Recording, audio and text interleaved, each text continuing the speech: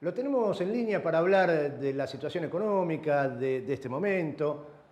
A Itai Hackman, Itai, el amigo, compañero, diputado nacional, economista. Eh, Mira, hemos tenido días mejores.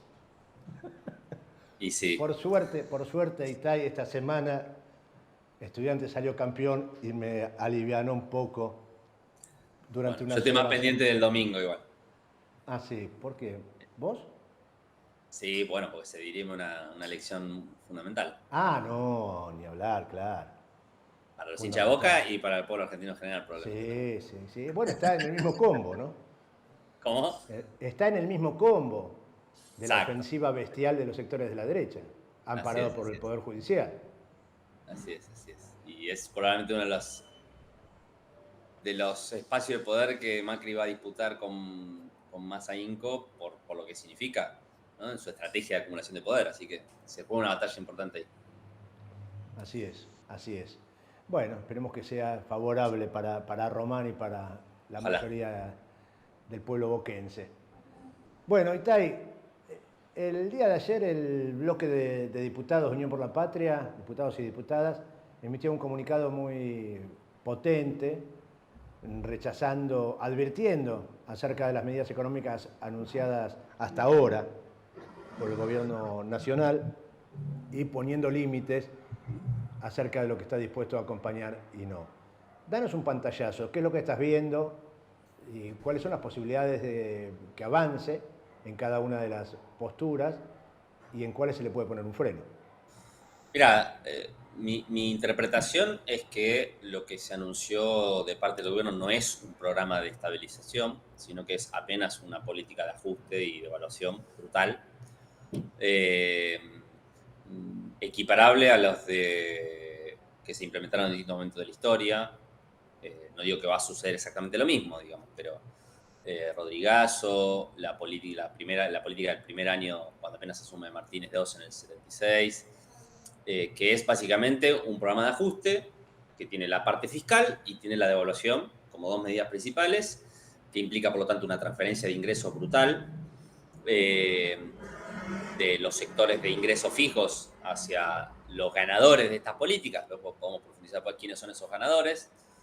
Claramente los sectores exportadores, sobre todo primarios, son los principales ganadores, que implica un ataque directo a la industria argentina en múltiples dimensiones, y que implica obviamente un deterioro no solamente de los ingresos de las personas, sino también de toda la infraestructura nacional, por todo lo que va a implicar el recorte de obra pública, etcétera. Ahora, eso es un masazo directo que creo yo en su plan A del gobierno, que es lo que por lo menos ellos dicen, es que eso sea un fogonazo a la inflación y que después baje de golpe por la propia crisis. O sea, la inflación en los programas, en la mirada ortodoxa, baja por la recesión que provocan en la economía. Es decir, rompen tanto la economía, empobrecen tanto a la población que eso debería hacer que bajen los precios.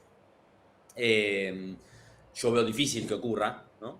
Pero digamos, esa sería la expectativa de ellos y que ahí la cosa empiece a mejorar. Eso es lo que ellos le están diciendo a la población, ¿no? Miren, vamos a atravesar un momento duro, pero después la cosa va a mejorar.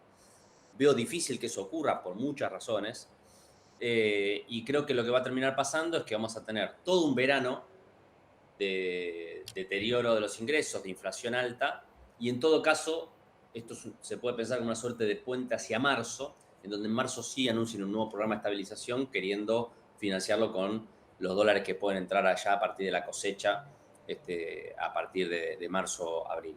Pero en lo Es- concreto esto es, y tratar de llegar a marzo con salarios mucho más bajos, menos déficit fiscal y algo de acumulación de reservas, en el Banco Central de cada marzo, y ahí poder empezar un plan de estabilización con un costo social dramático que va a ser estos 3 meses, dramático, desde el punto de vista de la pobreza, desde el punto de vista de la indigencia, desde el punto de vista de los salarios.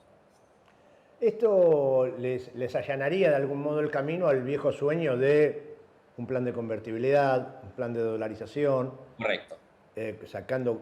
congelando una situación de deterioro bestial nunca vista en la Argentina. O sea, lo que Sí, vamos a sí. vivir Bueno, en los próximos meses, en la profundidad ni siquiera en esos modelos que vos planteaste, Sí. creo que puedan parangonarse. Sí, o sea, los antecedentes, bueno, el antecedente del 76, cuando apenas asume Martínez de Oz, también hace una devaluación muy fuerte y un ajuste fiscal tremendo, pero claro, en un contexto de una dictadura y por lo tanto no había posibilidades ni de discutir, obviamente, paritarias, digamos, no había ninguna posibilidad de discutir eso. La duda No, es pero si lo aparte, pueden hacer. Itay, Sí, digo, en un país sin endeudamiento externo, sí, con ocupación altísima y correcto. con salarios que eran altos en Claro, aquel el punto de 76. partida era salarios altos, sí, absolutamente. Acá venimos de 8 años de deterioro previo, obviamente. Eh, a ver, para que este programa tenga éxito, en mi opinión, tienen que conseguir dos cosas. Desde el punto de vista estrictamente económico-financiero, conseguir financiamiento, cosa que no está fácil. Ahí hay una diferencia con respecto, por ejemplo, a lo que fue la convertibilidad. La convertibilidad pudo financiarse porque se consiguió una cantidad de dólares con las privatizaciones y la deuda externa y el apoyo de Estados Unidos en el contexto del consenso de Washington, todas condiciones que hoy no están, porque ¿cuál es el margen para seguir endeudando a la Argentina? ¿Cuál es el margen para conseguir esos? Eso desde el punto de vista financiero, que consigan una cantidad importante de dólares. Y desde el punto de vista social, que logren que este masazo a los ingresos, efectivamente la sociedad lo tolere. Y entonces no haya capacidad de respuesta ni desde el punto de vista del sindical en la negociación de las paritarias, etcétera.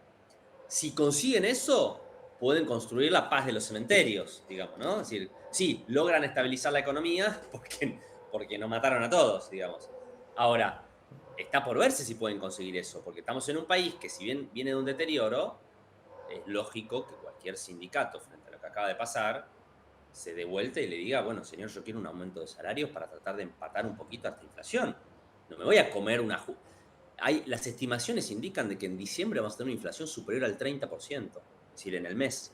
Estamos hablando de más de 30% en un mes. Y lo más probable es que enero y febrero estén arriba del 20% seguro.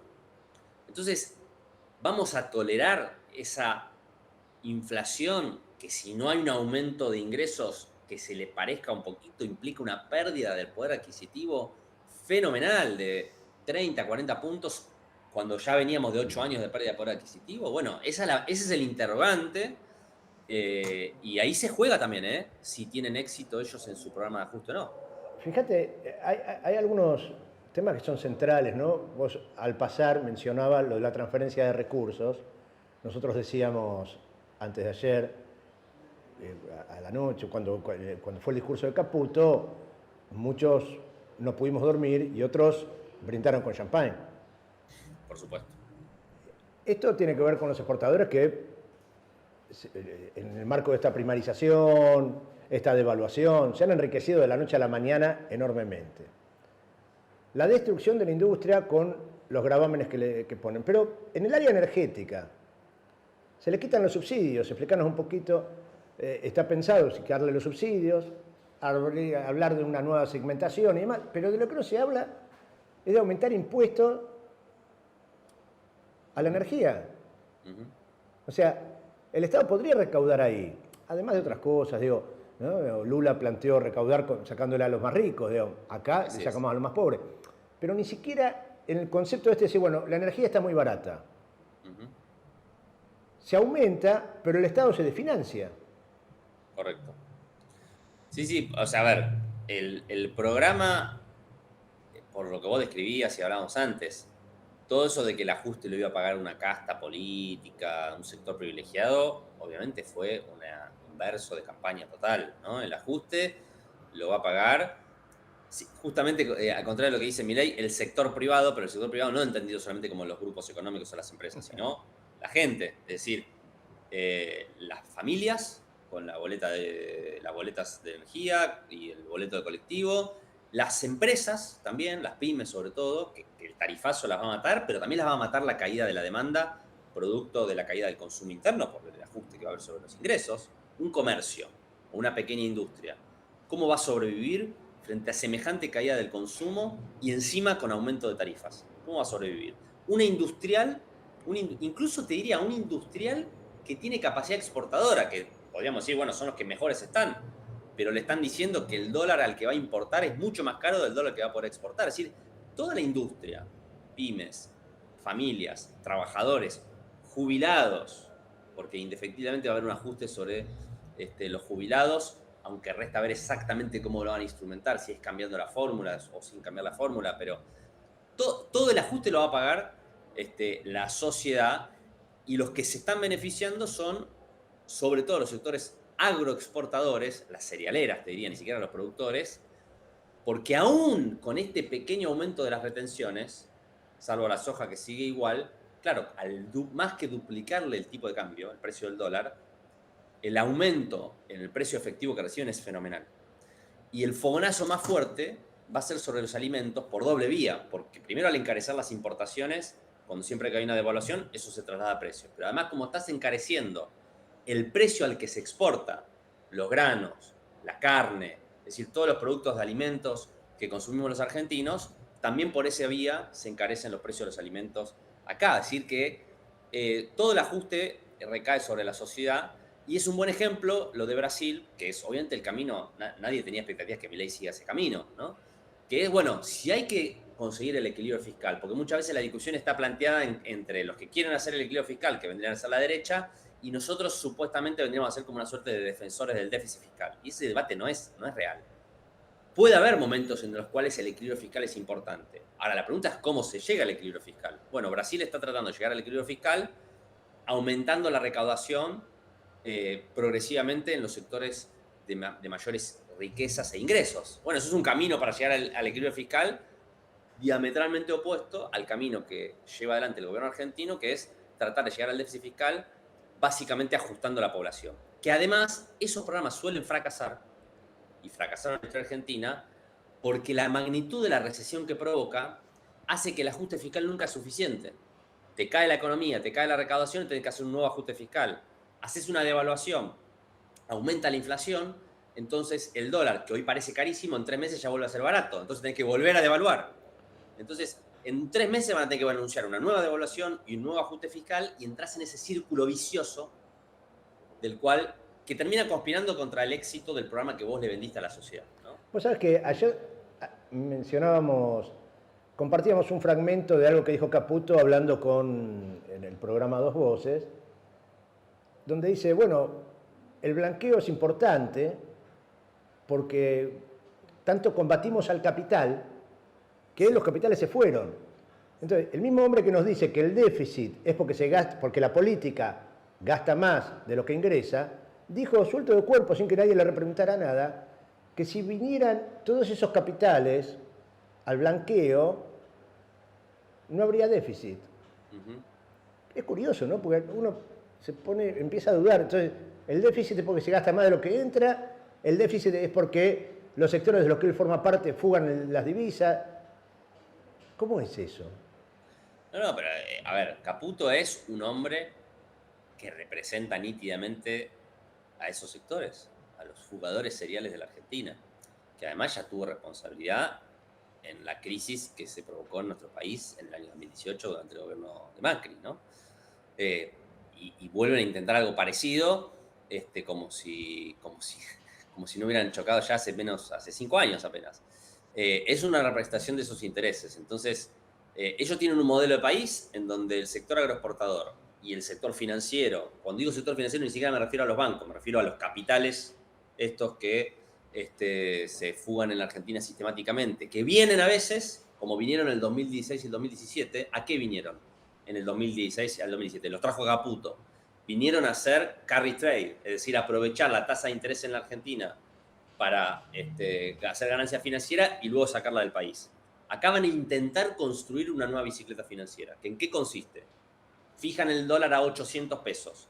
Anuncian que el dólar lo van a mantener a ese valor y entonces convocan a los capitales a venir a aprovechar la tasa de interés, que en pesos está en el 100, bueno, depende cuál tome, ¿no?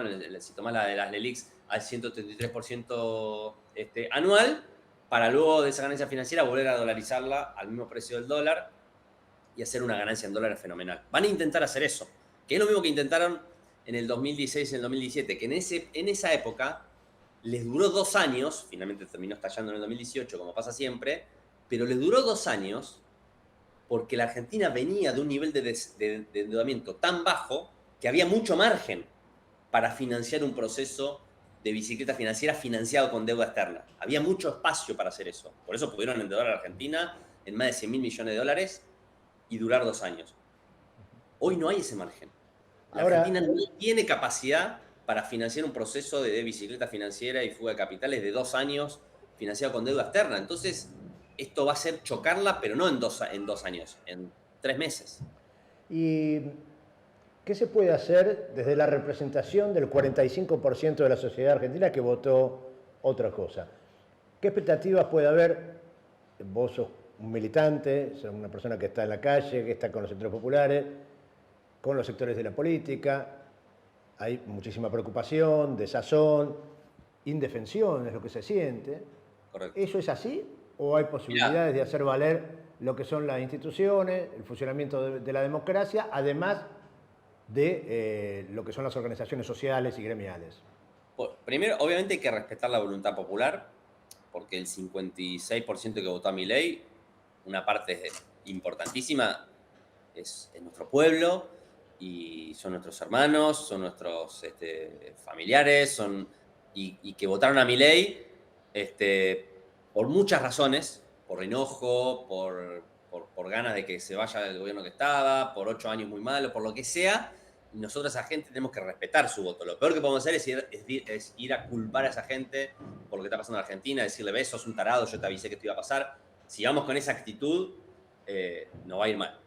Es respetar a esa gente y hacernos respetar, por supuesto, nosotros como representación de ese 44% en el lugar que nos dio, en el Congreso, en las distintas instituciones, mantenernos unidos es muy importante. Por eso el comunicado, vos empezaste la entrevista mencionando el comunicado que sacamos como bloque, es muy importante que el bloque de Unión por la Patria, que somos 101 diputados, nos mantengamos unidos en esta posición, y que mantengamos esa unidad frente a todos los intentos que va a haber de parte del gobierno de dividir, de tentar a alguno o al otro, para que se abra, mantener esa unidad y ser respetuosos de la gente, porque quienes tienen que salir, nosotros tenemos que ser inteligentes en esto.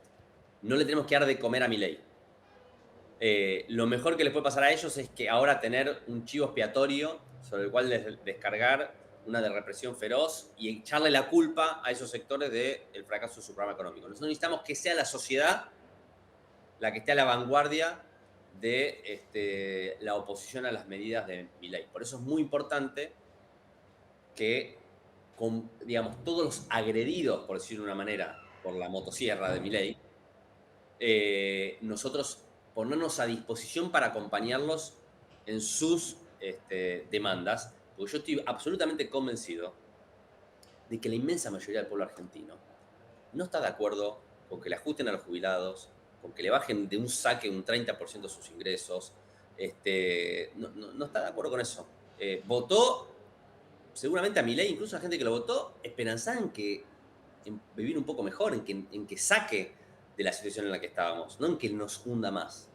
Entonces me parece que hay que tener mucho respeto y tratar de acompañar a la sociedad en el movimiento que va a ser, que yo creo indefectiblemente que va a ser, no quiero usar la palabra resistencia, pero sí va a ser de no quedarse de brazos cruzados frente a este ajuste brutal que está sufriendo, que yo creo que no se va a quedar de brazos cruzados, y nosotros tenemos que estar ahí con la sociedad, acompañando y tratando de ayudar a encauzar eso, obviamente, en que la conflictividad social que va a haber indefectiblemente nos permita que el daño que provoca este gobierno sea el menor posible, y obviamente tratando de mantenernos de pie para generar una alternativa para, bueno, cuando nos toque poder discutir nuevamente el poder en la Argentina.